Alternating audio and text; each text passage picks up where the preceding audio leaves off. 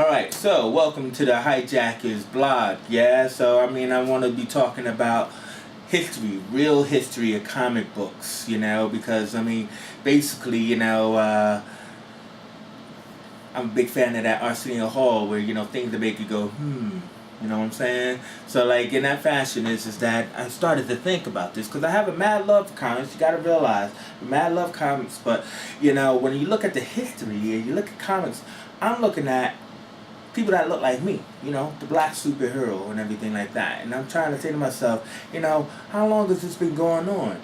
Now, I like to think that I know my comics because I grew up reading them all my life. But then, I realized that, when you could trace Superman all the way back to Action Comics back into 1936, Batman back into, 1937, the whole point about it is, when did the black superhero come about?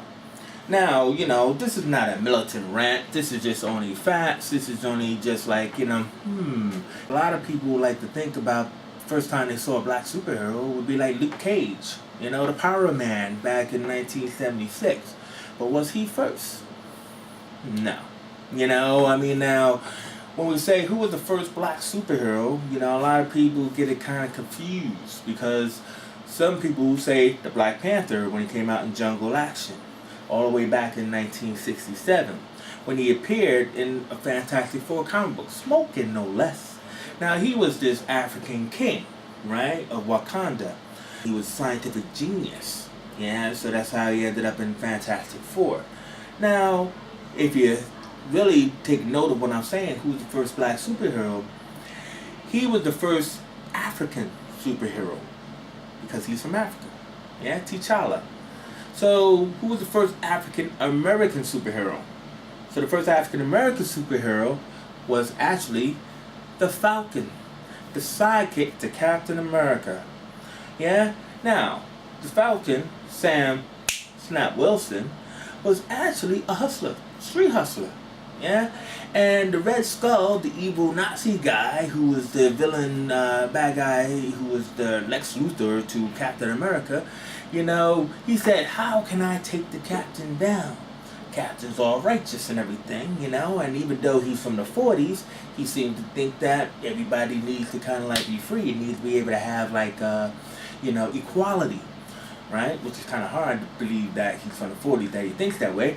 But anyway, so what Red Skull does, he actually kidnaps Snap Wilson, takes him to some African jungle, and then he actually makes him, hallucinate, whatever, blah, blah, blah, and it gives him the wings of the Falcon and changes his personality. So he's no longer Snap Wilson, and he's just Sam Wilson. And he becomes a teacher, and he actually becomes a superhero, and he becomes the first African-American superhero who was a sidekick. Didn't ever have his own comic, but he also wasn't called Black Falcon. Just like he had Black Lightning, Black Panther, Black Lightning, everybody's black. You know what I mean? So he was the first superhero in that way. Now, so we go, okay, so this is like 67, then moving into the 70s, and then it's kind of like, hey, this is kind of like working. But actually, I'm thinking, this is Marvel. What about DC? Who's the first black superhero in DC? Well, as we look back, we go,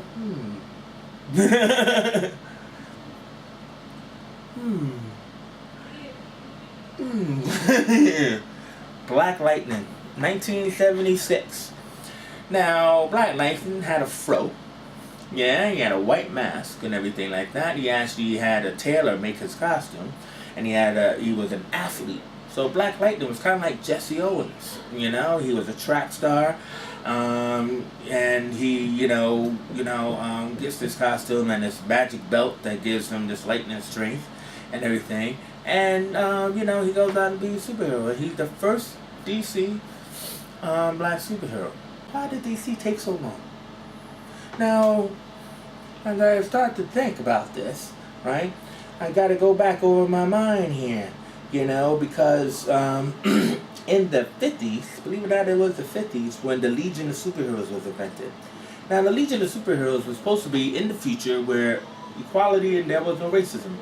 To prove that, you know, you had all these aliens working together. You had blue aliens, green aliens, yellow aliens, no black people in the future. What are they saying here? You know, I mean, so, I mean, even in Star Trek, which was the wagon train of space, right? Captain Kirk had a couple of black people walking around up there. Now that's like, you know, the early 60s. So what's going on? So these stories are being written, you know, they're going on about equality and this, and equality and that, and everything. And I actually started to do a read on this, you know. People like Roy Thomas and Jim Shooter, they're saying, hey, we always want to make a black superhero in the Legion of Superheroes, you know, but for some reason the editor at the time, Mary Botnoff, didn't feel like, no, we don't need to do that for some reason. So anyway, so finally he has to bend. So this is now getting into the 70s, you know, Marvel and DC are making their foray into black superheroes. And Mary Botnoff, you know, decides, okay, right, you know, let's create a black superhero. So he decides to create Tyrock, right? Tyrock, you know, why not just call him Tyrone? You know what I mean? Seriously, Tyrock. It's the big afro-headed brother, you know, wearing this white mankini with the big Elvis kind of like collar, but had to have the chains because he's black, right? I mean, Luke Cage had chains, so hey, great costume, looks good, right? So Tyrock lives on an island full of black people in the future. In the 30th century, they're all exiled or segregated. Now, remember, this is time Marcus Garvey now, you know what I mean? So it's kind of like the black people in the future decided to believe in Marcus Garvey's Zionistic movement and go to an island called Marzel. Yeah? And on the cover, you know, you have the Legion, all different colors, racing down to fly at Tyrock, who's yelling at them, going, look, man, black power, we don't want your kind. You know what I'm saying? What's that all about? This is the Legion of Superheroes. I love the Legion of Superheroes. Now, what's even funnier is that at this time, right, we had Fred Williamson, Jim Brown, big Buffalo football players who kind of like, you know, were like the superheroes of the black people in the 60s. But we also had a brother named Jim Kelly. Now, Jim Kelly, who had a big afro, who was known for Enter the Dragon, Bruce Lee's phenomenal kung fu flick, right? But Bruce Lee, you know, like when he fight, right, he'll go, wow, wow, wow, right, make these cat noises. But Jim Kelly, for some reason, gonna spit me up?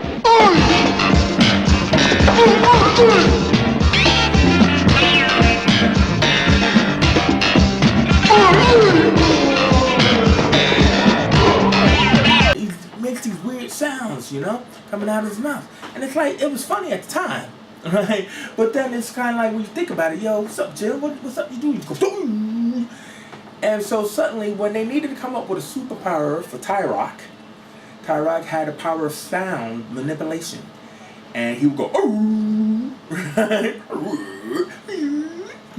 He'd make these weird sounds with his mouth, and then they would actually create force fields or blow things up or freeze things, and it's kind of stupid. Now, they had other sound-based superheroes at the time, you know, in the 60s. I mean, they had Banshee, they had Black Canary. So why all of a sudden did the brother have to make these weird sounds that could...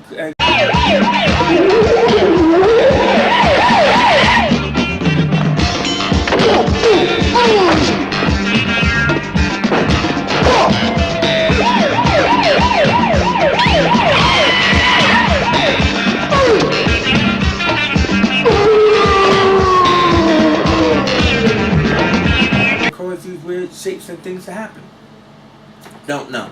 So Tyrock comes out, looks kind of cool, and, you know, pretty much, you know, Paul Levitz, you know, who is the master behind the Legion, kind of like felt, this guy's stupid. Rightfully so, and decides to not use this character. Decides to, you know, so Tyrock kind of like, you know, fades into the background. But he looks good on the shelf in the collection. And then what happens is that, you know, finally in the 70s, they realized that, yo, you can't keep not using this guy, man, right? You know, we got to have an explanation for why we're not using this guy. So supposedly Marzell is this island that is kind of like Brigadoon, where it only appears every 20 some odd years or 200 years, and it goes into another dimension. So, Tyra goes to the island, almost takes the blue girl, Shadow Lass with him and everything, but then Suboy and the other Legion is able to save her, and Tyra goes and disappears for another 20 years.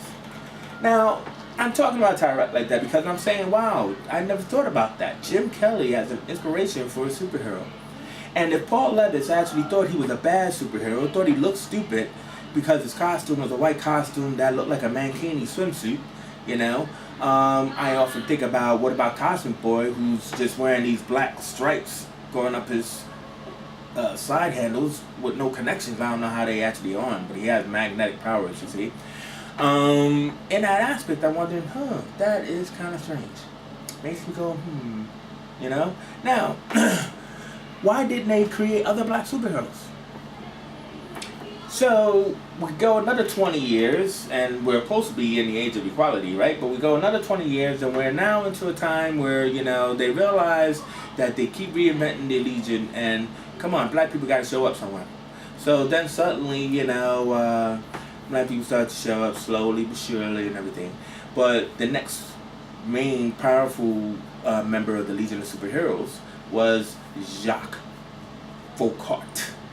You gotta be a black Frenchman, kind of like Alexander Dumas, another black French Caribbean, right? So in that aspect, comes this guy. Now, I'm saying to myself, when you create a superhero, right, you gotta have a lot of thinking going on. So where's the inspiration for this guy? So Jacques Foucault, he was like a scientist.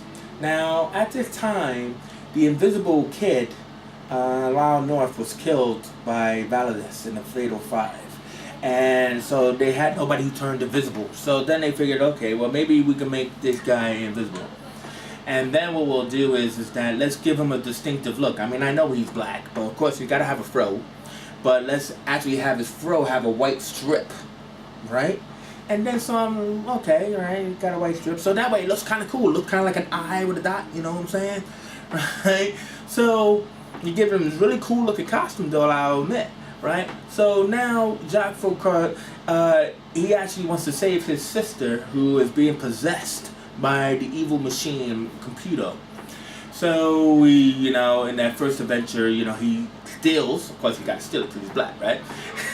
He steals the invisible potion of the first Invisible Kid, and he becomes the new Invisible Kid, the Invisible Lad, and everything, and he got his powers. Now, the reason why I'm talking about it is because I say to myself, what was the inspiration for the Invisible Kid as the new black superhero of the future? Because you only could have one every kind of 20 years. Now let's go back in time. So we're back in the 70s, and for Marvel, this black thing was working. We got the Black Panther and we got the Falcon. So then we got Tomb of Dracula, because horror comics was really big at the time. So Tomb of Dracula had his various Night Stalkers, because he's the bad guy. He has to have good guys facing him. And this is where we have Blade. Wesley Snipes is introduced in around 72 in the Tomb of Dracula. Now, well, not Wesley Snipes, but Blade, wearing these big red coat and green glasses and everything, and his mother was bit by a vampire. So so now we got the vampire hunter. He's black, but that's in a horror comic, so it's not really kind of in the superhero universe. So then we move on. So then we realize, okay, we got an African superhero, we got an African American, we got this escaped convict, Luke Cage. What else could we do? All right, well, let's look at voodoo. Voodoo, yeah. So then they make a hero out of a Haitian Caribbean black guy, and that's where we get Jericho Drum, Brother Voodoo. Now, Brother Voodoo has a brother who's his literal soul brother. His dead brother Daniel is kind of like haunted him, and we could see him in this kind of like just outline of a person. Yeah. So follow me here. This is important. So Daniel, right, helps his brother, fight evil and everything, and he's always following his brother around, but we only see the outline of Daniel, right? So Daniel is the one actually with the powers, and his brother is the one who's possessed or fighting possessed people and everything. Snap forward back to the 30th century, people, and we go back to Jacques Faucart, who, what? He's the Invisible Kid, and he's an outline of a character. And his sister is possessed by an evil machine called computer. See the link? That's my point. That's my point. You know, they didn't dig too deep into the well to come up with these two black characters in the future to actually finally bring in black superheroes in the 30th century. They actually went back and mined black characters from the 70s to kind of like reinvent them. All this time, they couldn't figure out any other cool way for a black man or an African man or whatever to be a superhero. Now, before I leave the Legion and move back, right? You know, let's look at one more big bad. Now, one more big bad in the Legion is this alien race called the Dominators. Yeah? Now, Dominators, evil. Know how we know they're evil? Because they got big heads. They wear green cloaks. They got long fingers and talons. And they got red dots on their heads. Do you see what I'm talking about? Things make me go, So, these evil overlords, these dominators, have red dots on their heads. Kind of like the Hindu red bell, jewel thing. Now, let's also make them more evil by wearing their green clothes that have long talons. I remember a character, do you? All the way back.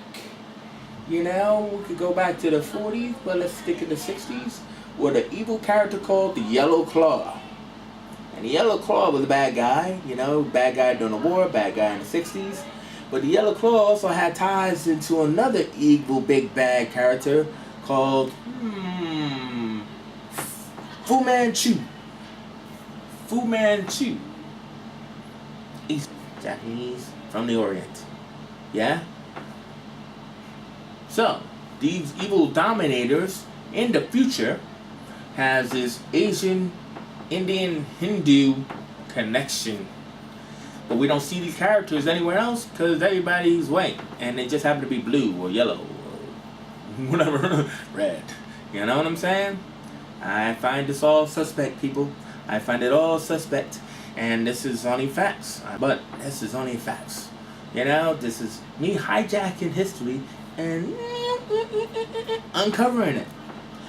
So, we got the Dominators and the bad guys. And then, you know, we bring the Dominators into the present day. And they decide to make a big alien invasion. And this is in the 70s. No, not the 70s. 80s. In big DC comic crossovers. And we need Superman and every last superhero to take these people out.